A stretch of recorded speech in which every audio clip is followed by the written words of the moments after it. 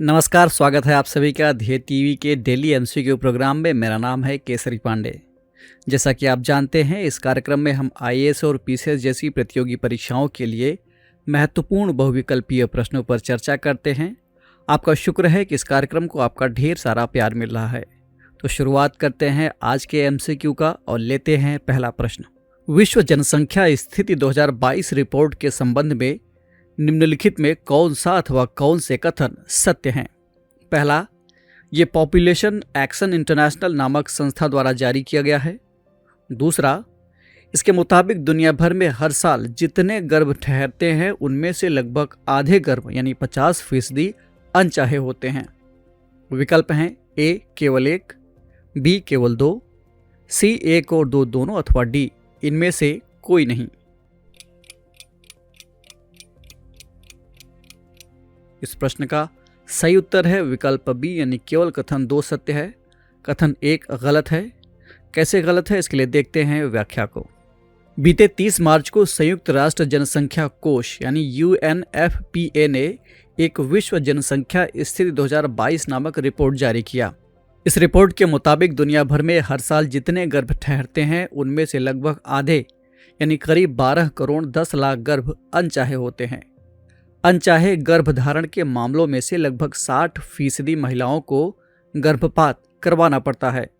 दुखद बात यह है कि गर्भपात के इन कुल मामलों में लगभग 45% असुरक्षित होते हैं। जच्चा महिलाओं की 5 से 13% मौतों के लिए ऐसे ही मामले जिम्मेदार होते हैं। ध्यान दीजिएगा कि ये स्थिति एसडीजी लक्ष्यों को हासिल करने में एक बड़ी रुकावट है।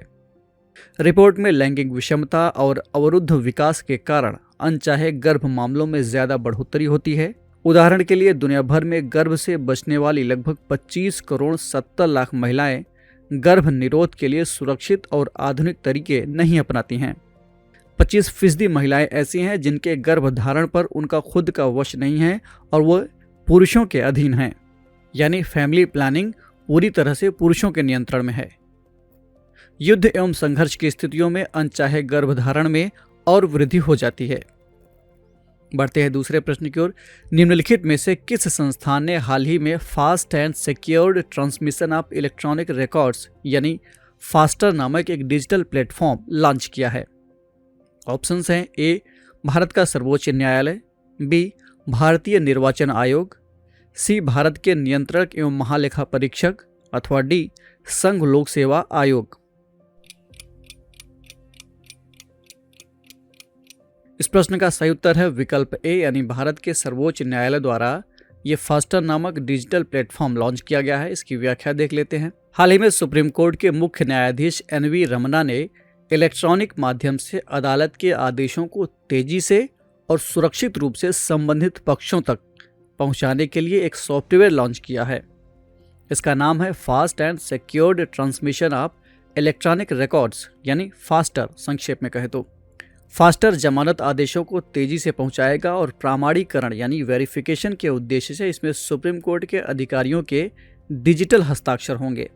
संचार ईमेल आईडी धारकों तक ही सीमित है, यानी इसे तीसरा पक्ष नहीं देख सकता, जो गोपनीयता और सुरक्षा सुनिश्चित करता है। यानी जो भी संबंधित पार्टी है या पक्ष है उसको एक ईमेल आईडी मिलेगी और उसके मामले से संबंधित न्यायालय के आदेश की प्रति उसको इसी ईमेल आईडी पर भेजी जाएगी। उस ईमेल आईडी को कोई और थर्ड पर्सन एक्सेस नहीं कर सकता। दरअसल पहले आरोपियों को जमानत मिल जाने के बाद भी उन्हें न्यायिक आदेशों की कॉपी नहीं मिल पाती थी या उनका वेरिफिकेशन नहीं हो पाता था। इससे उनकी रिहाई में देरी हो जाया करती थी। इसीलिए सीजेआई यानी chief justice of India Ramana की अध्यक्षता वाली पीठ ने इसका स्वतः संज्ञान लिया, जिसके बाद ये फास्टर अस्तित्व में आया है। बढ़ते हैं तीसरे प्रश्न की ओर। हाल ही में सुर्खियों में रहे बामियान बुद्ध के संबंध में निम्नलिखित में से कौन सा कथन असत्य है? ऑप्शंस है ए इनकी प्रतिमाएं आज के अफगानिस्तान से होकर गुजरने वाले प्राचीन सिल्क मार्ग पर स्थित हैं, बी बामियान बुद्ध की प्रतिमाओं को बलुआ पत्थर की चट्टानों को काटकर बनाया गया था, सी एक समय था जब बामियान बुद्ध की प्रतिमा दुनिया की सबसे छोटी बुद्ध की खड़ी प्रतिमा होती थी, अथवा डी बामियान बुद्ध यूनेस्को की विश्व धरोहर स्थलों की सूची में शामिल है।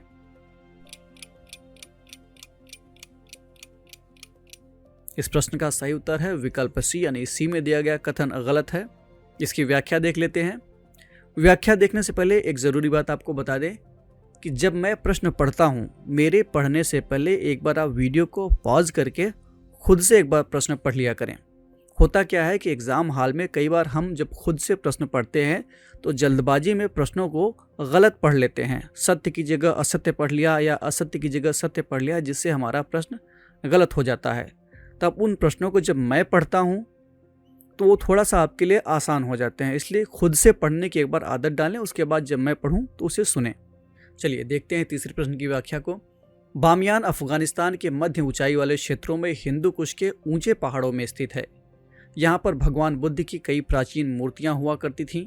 बलुआ पत्थर की चट्टानों से काटकर बनी बामियान बुद्ध की ये मूर्तियाँ 5वीं शताब्दी की हैं। एक समय था जब यहाँ दुनिया की सबसे ऊंची बुद्ध की खड़ी प्रतिमा मौजूद थी।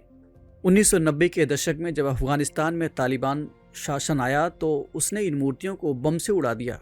हालांकि कुछ ध्वंसावशेष शेष रह गए, जिनको लेकर हाल ही में तालिबान शासन ने कहा है कि वो इन प्राचीन बामियान बुद्ध प्रतिमाओं के संरक्षण का काम करेगा। दरअसल मेस ऐनाक जहाँ की ये मूर्तियाँ स्थित हैं, यहाँ पर भारी मात्रा में तांबे के खनिज उपलब्ध होने के प्रमाण मिले हैं। इसके अलावा तालिबान भारी आर्थिक समस्या से जूझ रहा है, इसीलिए वो इन बौद्ध मूर्तियों के संरक्षण की बात करके चीन को धार्मिक सहिष्णुता का संदेश देना चाहता है। तालिबान को उम्मीद है कि चीनी सरकार यहाँ पर निवेश करेगी और इन खनिजों के दोहन में उनकी मदद करेगी। गौरतलब है कि साल 2003 में यूनेस्को ने बामियान बुद्धों के अवशेषों को विश्व धरोहर स्थलों की सूची में शामिल कर लिया था। बढ़ते हैं चौथे प्रश्न की ओर। लिंगायत पंथ के संबंध में निम्नलिखित कथनों पर विचार कीजिए। पहला, लिंगायत पंथ के प्रणेता वीर बसेश्वर यानी बासवन्ना थे, जिन्होंने कलचुरी शासन के दौरान अपनी सेवाएं दी थी। दूसरा, लिंगायत पंथ जन्म के स्थान पर कर्म को वरीयता देता है। और तीसरा, लिंगायत लोगों में शव को दफनाने की प्रथा है। उक्त में कौन सा अथवा कौन से कथन सत्य हैं? विकल्प हैं ए केवल 1 और 2, बी केवल 2 और 3, सी केवल 1 और 3 अथवा डी 1, 2 और 3। इस प्रश्न का सही उत्तर है विकल्प डी यानी तीनों कथन जो दिए गए हैं प्रश्न में वो सत्य हैं। इसकी व्याख्या देख लेते हैं। हाल ही में केंद्रीय गृह मंत्री ने कर्नाटक के तुमकुर के सिद्धगंगा मठ में डॉक्टर श्री श्री श्री शिव कुमार स्वामी के 115वें जयंती समारोह का उद्घाटन किया। बता दें कि शिव कुमार स्वामी तुमकुर में सिद्धगंगा मठ के लिंगायत वीर शैव आस्था के एक श्रद्धेय दृष्टा और श्री सिद्धगंगा मठ के लिंगायत धार्मिक प्रमुख थे। लिंगायत पंथ के बारे में आपको बताएं तो ये कर्नाटक में शिव की आराधना करने वाले लोगों का एक पंथ है। इसके प्रणेता वीर बासवन्ना थे। इन्हें वीर बासेश्वर नाम से भी जाना जाता है। इन्होंने ही 12वीं शताब्दी में इस पंथ की नींव रखी थी। इस पंथ ने समाज में हर स्तर पर समानता, लैंगिक न्याय, महिला अधिकार, मूर्ति पूजा और धार्मिक कर्मकांडों अथवा आडंबरों का पुरजोर विरोध किया था। इन्होंने कल्याणी चालुक्य अथवा कलचुरी चालुक्य शासन के दौरान प्रशासन में भी महत्वपूर्ण योगदान दिया था। राजा विज्जल तृतीय के शासन के दौरान इन्होंने कलचुरियों को अपनी सेवाएं दी थी। इन्होंने शिव केंद्रित भक्ति आंदोलन को कर्नाटक में एक नई दिशा दी थी। बढ़ते हैं कार्यक्रम के अंतिम प्रश्न की ओर।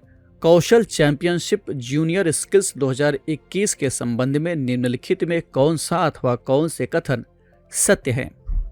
पहला, ये स्कूली विद्यार्थियों के लिए देश की 7वीं कौशल प्रतियोगिता है। दूसरा, इसे राष्ट्रीय कौशल विकास निगम द्वारा केंद्रीय माध्यमिक शिक्षा बोर्ड यानी CBSE के सहयोग से शुरू किया गया है। आपके ऑप्शंस हैं ए केवल 1, बी केवल 2, सी 1 और 2 दोनों अथवा डी इनमें से कोई नहीं। इस प्रश्न का सही उत्तर है विकल्प बी यानी केवल कथन 2 सत्य है, कथन 1 गलत है। कैसे गलत है इसके लिए देखना होगा व्याख्या को। बीते 2 मार्च को स्कूली विद्यार्थियों के लिए देश की पहली कौशल चैंपियनशिप जिसका नाम है जूनियर स्किल्स 2021 नई दिल्ली में संपन्न हुई। इसमें 60 से अधिक विजेताओं को नकद पुरस्कार, एक प्रमाण पत्र और पदक प्रदान किए गए। बता दें कि राष्ट्रीय शिक्षा नीति 2020 का उद्देश्य स्कूली पाठ्यक्रम में परंपरागत कंटेंट हैवी लर्निंग के बजाय व्यावसायिक एवं व्यवहारिक शिक्षा को ज्यादा बढ़ावा दिया जा रहा है। इससे विद्यार्थियों को उनकी पसंद के कौशल क्षेत्र में आगे बढ़ने और राष्ट्र निर्माण में भाग लेने के लिए प्रेरित किया जा सकेगा। इसी उद्देश्य को पूरा करने के लिए जूनियर स्किल्स चैंपियनशिप की शुरुआत की गई है। यानी जूनियर स्किल्स चैंपियनशिप देश में स्कूली विद्यार्थियों की एक कौशल प्रतियोगिता है। इसे राष्ट्रीय कौशल विकास निगम द्वारा केंद्रीय माध्यमिक शिक्षा बोर्ड यानी CBSE के सहयोग से शुरू किया गया है। तो ये था आज का डेली MCQ कार्यक्रम। कमेंट करके हमें ज़रूर बताइएगा कि आपके 5 में से कितने प्रश्न सही हुए। अगर आपको ये कार्यक्रम अच्छा लगा तो ध्येय IAS के इस चैनल को लाइक, सब्सक्राइब अथवा शेयर करना ना भूलें। साथ ही बेल आइकन भी प्रेस करें ताकि आपको हमारे आने वाले सभी प्रोग्राम्स का नोटिफिकेशन मिलता रहे। हम फिर मिलेंगे एक नए कार्यक्रम के साथ। तब तक के लिए आप पढ़ते रहिए और बढ़ते रहिए। नमस्कार।